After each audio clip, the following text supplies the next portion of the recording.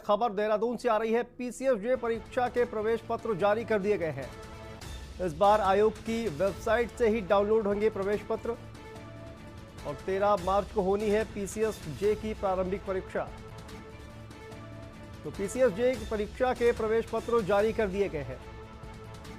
देहरादून से यह खबर आपको बता दें कि पीसीएसजे परीक्षा के प्रवेश पत्र जारी कर दिए गए हैं। 13 मार्च को होनी है प्रवेश परीक्षा।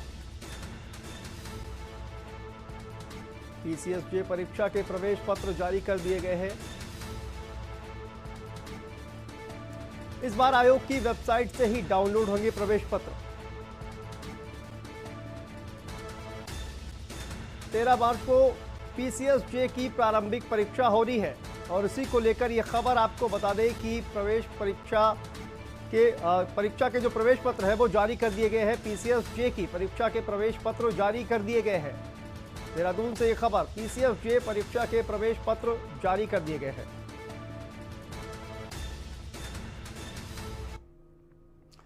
वरिष्ठ संत स्वामी यतीन्द्रानंद गिरी ने बीजेपी राष्ट्रीय नेतृत्व को एक पत्र के बाद अब एक वीडियो जारी कर प्रदेश भाजपा संगठन पर अपनी नाराजगी जाहिर की है, जिस पर मुख्यमंत्री पुष्कर सिंह धामी ने कहा कि जिस किसी को भी संगठन में शिकायत है वो सीधा आकर पार्टी फोरम पर अपनी बात रखे, पार्टी उसका संज्ञान लेगी।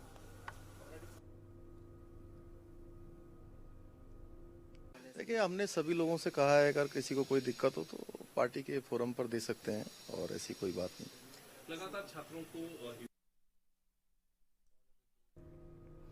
को लगातार जिस तरह से अपनी नाराजगी जाहिर कर रहे हैं ये तमाम संत, कहीं ना कहीं कार्यप्रणाली पर, मौजूदा कार्यप्रणाली पर आप कहा जाए कि सवाल उठा रहे हैं। केंद्रीय भाजपा पदाधिकारियों ने अगर पूछा तो इसका पूरा क्या जवाब देंगे। आपको बता दें कि स्वामी यतीन्द्रानंद गिरी जूना अखाड़ा के वरिष्ठ महामंडलेश्वर हैं और 2009 के लोकसभा चुनाव में भाजपा के हरिद्वार लोकसभा सीट से प्रत्याशी भी रह चुके हैं।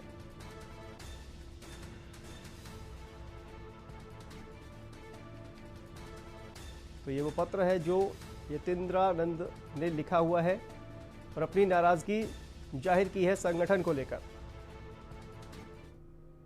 राष्ट्रीय संगठन महामंत्री श्री बीएल संतोष जी और पार्टी के एक तरह से संरक्षक श्री अमित शाह जी को पत्र लिखा है। हमने किसी व्यक्ति विशेष के ऊपर प्रश्न नहीं किया। जो प्रदेश का पूरा संगठन है, प्रदेश के जो वरिष्ठ लोग हैं, उनकी कार्यप्रणाली में जैसा होना चाहिए कुछ हमको कमी दिखी है, उसी को हमने राष्ट्रीय स्तर पर अपनी बात रखने के लिए पत्र लिखा है। और आखिरकार लंबी जद्दोजहद के बाद एनआईटी उत्तराखंड अपना रूप लेने लगा है, जहां एनआईटी उत्तराखंड के अस्थायी परिसर का फर्स्ट फेज का काम 60% पूरा हो चुका है, तो वहीं पर दूसरी जगह एनआईटी उत्तराखंड के स्थायी परिसर बनाने के एनबीसीसी के साथ एनआईटी उत्तराखंड का एमओयू साइन हो चुका है। एनबीसीसी को एनआईटी की निर्माण एजेंसी बनाया गया है। श्रीनगर के रेशम विभाग में एनआईटी उत्तराखंड के अस्थायी परिसर की बनाई गई बिल्डिंग दिखने लगी है। इसमें एनआईटी के हॉस्टल और डाइनिंग ब्लॉक बनकर तैयार हो रहे हैं। इनमें एनआईटी की A block, B block, D block बनाए जा रहे हैं, जिनका 60% काम लगभग पूरा हो चुका है। एनआईटी के निदेशक प्रोफेसर ललित कुमार अवस्थी ने बातचीत करते हुए बताया कि सुमाड़ी में बनाए जा रहे अस्थायी परिसर के लिए 60 एकड़ जमीन को निर्माण के लायक बनाया जा रहा है। यहां 1260 छात्र छात्राओं और फैकल्टी के लिए कैंपस तैयार किया जा रहा है। प्रोफेसर ललित ने बताया कि इसके लिए एनबीसीसी के साथ करार किया जा चुका है। एनबीसीसी ही स्थायी परिसर की निर्माण एजेंसी बनाया गया है।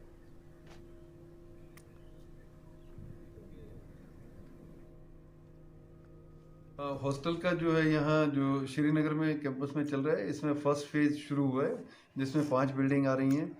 तो मुझे लगता है कि मार्च तक ये बिल्डिंग्स तैयार हो जाएंगी और इसमें मेनली हॉस्टल और डाइनिंग ब्लॉक ये तैयार होंगे पहले, फिर उसके बाद हम सेकंड फेज में जा रहे हैं यहाँ भी, और उसमें क्लासरूम और बाकी एमिनिटीज़ तैयार होंगे। सर क्या क्या अभी तक हो पाया इन सब चीज़ों में? इन सब चीज़ों में मुझे लगता है कि अभी तक 60-70% तक जो फर्स्ट फेज़ की हॉस्टल कंस्ट्रक्शन है वो कंप्लीट हो गई है। और यहाँ पर बहुत छोटे से ब्रेक के लिए रुकते हैं, फौरन हाजिर होते हैं। आप देख रहे हैं के न्यूज, खबरों का सारथी। भाजपा का संकल्प है कॉलेज जाने वाली मेधावी छात्राओं को मुफ्त स्कूटी। फिर से कमल का बटन दबाएं, भाजपा को जिताएं। आप देख रहे हैं के न्यूज, खबरों का सारथी। और ब्रेक के बाद एक बार फिर से आप सभी का स्वागत है। देश ने 2 दिग्गज गायकों को खो दिया है, लेकिन गायन में उनकी कलाओं का जो योगदान है उसको कभी भुलाया नहीं जा सकता। उत्तराखंड के लोक गायकों ने लता मंगेशकर और बप्पी लहरी को श्रद्धांजलि दी। इस मौके पर उत्तराखंड के लोक गायकों ने दोनों कलाकारों को लोकगीतों के साथ मौन प्रार्थना करके उन्हें याद किया। इस मौके पर उत्तराखंड के प्रसिद्ध और पद्मश्री प्राप्त गायक नरेंद्र सिंह नेगी ने कहा कि लता मंगेशकर एवं बप्पी लहरी दोनों ही देश के महान गायक गायिका थे। नेगी ने कहा कि दोनों संगीत कलाकारों का निधन होना देश के लिए एक बड़ी क्षति है।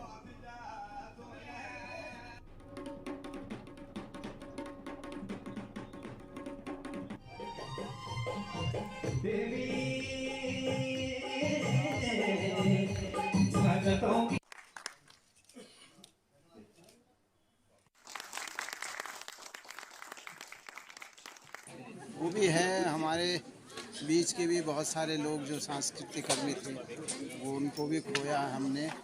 और जो भारतीय सिनेमा के बड़े कलाकार थे उनको भी खोया हमने। तो ये तो जीवन का एक हिस्सा है, जो पैदा हुआ उसको जाना ही है, लेकिन यहाँ रह जाता है सिर्फ उनका काम, और उस काम को हमेशा, अच्छा काम को हमेशा याद किया जाएगा। उत्तराखंड खूबसूरत वादियों के साथ साथ एक पर्यटन स्थल भी है, जिसकी लोक कलाएं और लोक संस्कृति की एक और लोगों को आकर्षित करती है। इन्हीं खूबसूरत वादियों को कई साहित्यकारों ने रचनात्मक शैली के साथ लोगों के सामने पेश किया है। इसी दिशा में उत्तराखंड के साहित्यकार हेमचंद्र सकलानी ने भी उत्तराखंड की खूबसूरती का व्याख्यान किया है।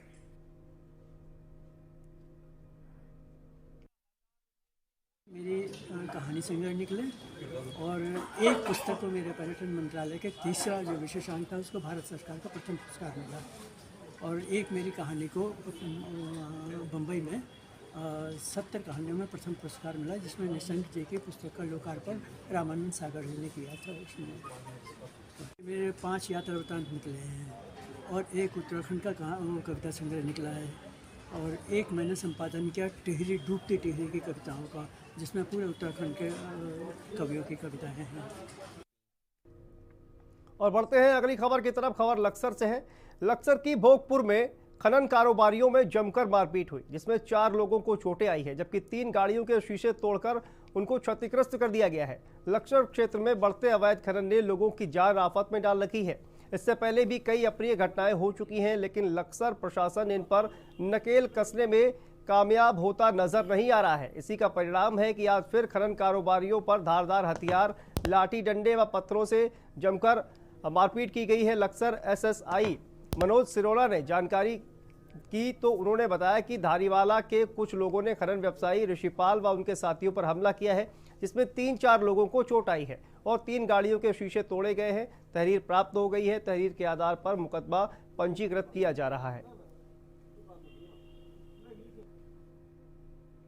आज अभी ऋषिपाल के द्वारा एक तहरीर यहाँ पर दी गई है, जिसमें उसने वेदपाल और उसके साथियों पर लाठी डंडे और कुल्हाड़ियों से हमला करने का आरोप लगा है, जिसमें कुछ की चोट आई हैं और 3 गाड़ियाँ क्षतिग्रस्त कर दी हैं। इसके संबंध में मुकदमा पंजीकृत कर रहे हैं और आगे कार्रवाई की जाएगी। मेडिकल कॉलेज प्रशासन ने मेडिकल कॉलेज में कार्यरत 4 आउटसोर्स कर्मियों को काम से हटा दिया है, जिससे कर्मियों में मेडिकल कॉलेज प्रशासन के खिलाफ आक्रोश है। कर्मियों का यह आरोप है कि उन्हें राजनीतिक कारणों से हटाया गया है। उन्होंने मेडिकल कॉलेज प्रशासन से उन्हें फिर से बहाल करने की मांग की है।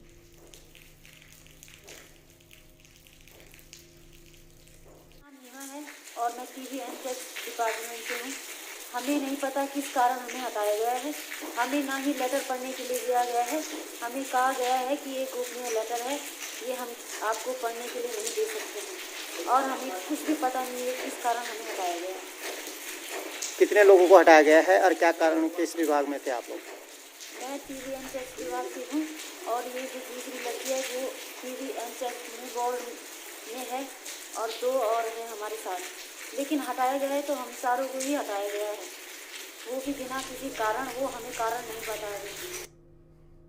पुरानी पेंशन बहाली योजना को लेकर NNPS उत्तराखंड के द्वारा 3 साल से लगातार पेंशन बहाली की मांग की जा रही है। इसी को देखते हुए NMPS के प्रेस वार्ता का आयोजन किया गया, जिसमें उन्होंने सरकार के ऊपर अपनी मांगों को नज़रअंदाज करने का आरोप लगाया। आगे उन्होंने कहा कि कुछ महीनों पहले परेड मैदान से पुरानी पेंशन बहाली को लेकर लोगों ने आंदोलन भी किया था। इतना ही नहीं, कई सालों से NMOPS संगठन ने राज्य के कई जनपदों में रैलियां, धरना प्रदर्शन, रक्तदान शिविर का आयोजन किया था, लेकिन सरकार अभी भी लगातार उनके मांग की अनदेखी कर रही है। प्रदेश अध्यक्ष NMOPS जीत मणि पैन्यूली ने कहा कि 1 अक्टूबर 2005 के बाद नियुक्त उत्तराखंड के कर्मचारी को पुरानी पेंशन दी जानी चाहिए। राजस्थान में ये पहले ही लागू कर दी गई है। उन्होंने राजस्थान सरकार का आभार व्यक्त किया।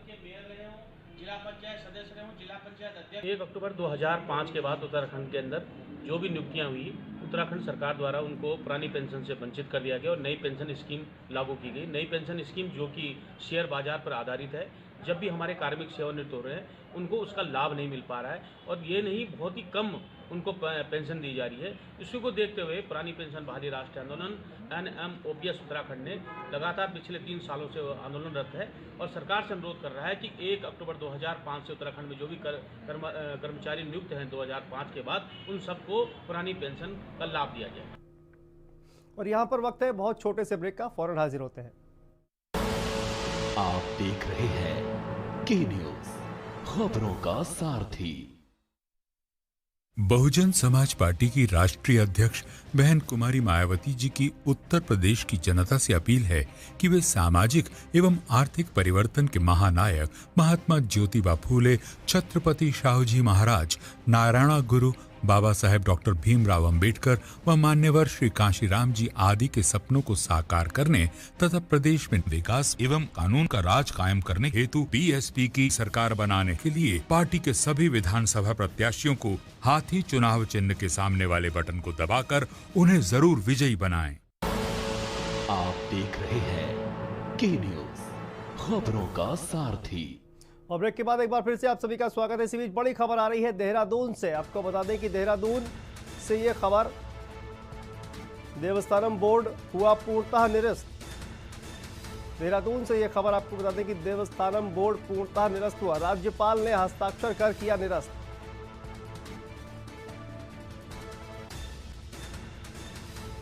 तो बद्री केदार समिति करेगा यात्रा का प्रबंधन और संचालन। 2 साल के बाद समिति करेंगी संचालन। देवस्थानम बोर्ड पूर्णतः निरस्त हुआ। देहरादून से यह खबर आपको बता दें कि देवस्थानम बोर्ड पूर्णतः निरस्त हुआ और राज्यपाल ने हस्ताक्षर कर किया निरस्त।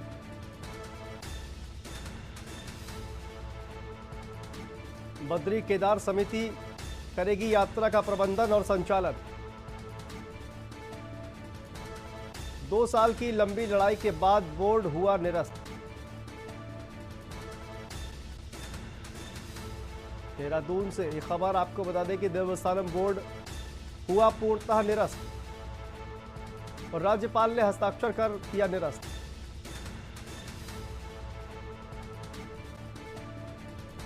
तो अब बद्री केदार समिति करेगा यात्रा का प्रबंधन और संचालन। और इसी खबर पर हमारे साथ हमारे संवाददाता दानिश अली जुड़ गए हैं। दानिश, क्या जानकारी आ रही है? जी बिल्कुल, जिस तरह से जो कोई भी कानून जो नया बनाया जाता है तो उसको राज्यपाल बनाता है, उसी को लेकर जो देवस्थानम बोर्ड को जो लंबे समय से जो निरस्त करने की मांग जो केस पुरोहित कर रहे हैं, तो उसके बाद मुख्यमंत्री ने एक घोषणा की थी कि हाँ अब उसको निरस्त कर दिया जाएगा। अभी उसका आज जो राज्यपाल है उन्होंने आज उसको साइन करके उसको जो निरस्त का जो पेपर है जो उस पर हस्ताक्षर कर उसको निरस्त कर दिया गया। उसी को लेकर अब जो यात्रा, अब जो इस बार जो यात्रा होगी उसको लेकर मंदिर केदार बद्री मंदिर समिति उसको तैयारी कर ली गई उसकी तरफ से। उसी को लेकर आज जो मंदिर समिति के जो अध्यक्ष हैं वो आज देहरादून पहुंचे थे, उनसे बात हुई थी, तो उन्होंने साफ तौर पर कहा था कि इस बार जो है पूरी तरह से मंदिर समिति तैयार है और जो जो ये कानून किया है, देवस्थानम बोर्ड जो निरस्त किया गया है, उसको लेकर के उन्होंने खुशी जाहिर की। तो कहीं ना कहीं जो तीर्थ पुरोहित की जो मांग लंबे समय से चल रही थी, उस पर कहीं ना कहीं अब पक्की मोहर लग चुकी है और उनमें खुशी की लहर देखने को मिल रही है। जी तो बहुत बहुत शुक्रिया दानिश इस तमाम जानकारी के लिए। देवस्थानम बोर्ड को निरस्त कर दिया गया है, राज्यपाल ने हस्ताक्षर कर बोर्ड को पूर्णतः निरस्त किया। और इसी बीच एक और बड़ी खबर आ रही है देहरादून से। आपको बता दें कि देहरादून से एक और बड़ी खबर, स्कूलों को मिलेंगे मुफ्त कृषि उपकरण। देहरादून से यह खबर आपको बता दें कि स्कूलों को मिलेंगे मुफ्त कृषि उपकरण। छोटे बगीचे, किचन गार्डन बनाने के लिए यह पहल की गई है।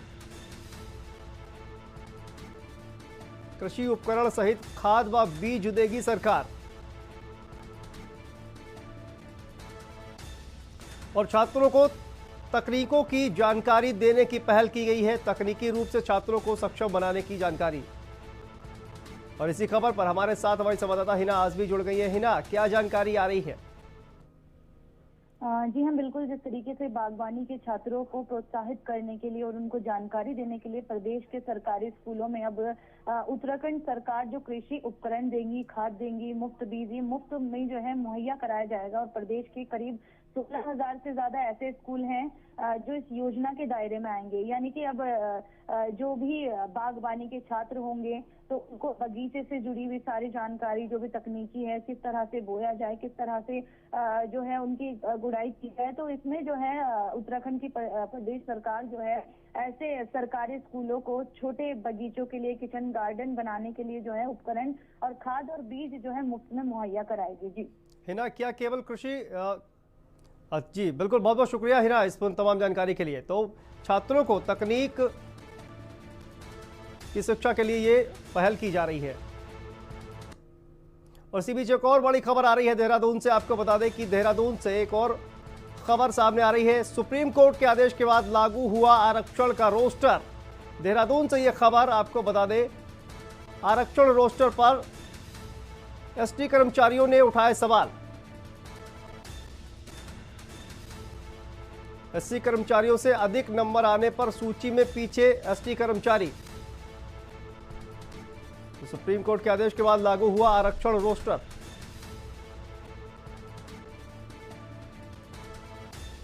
सुप्रीम कोर्ट के आदेश के बाद लागू हुआ आरक्षण रोस्टर। और इसी खबर पर हमारे साथ हमारी संवाददाता हिना आजमी जुड़ गई है। हिना, इसको लेकर क्या जानकारी सामने आ रही है?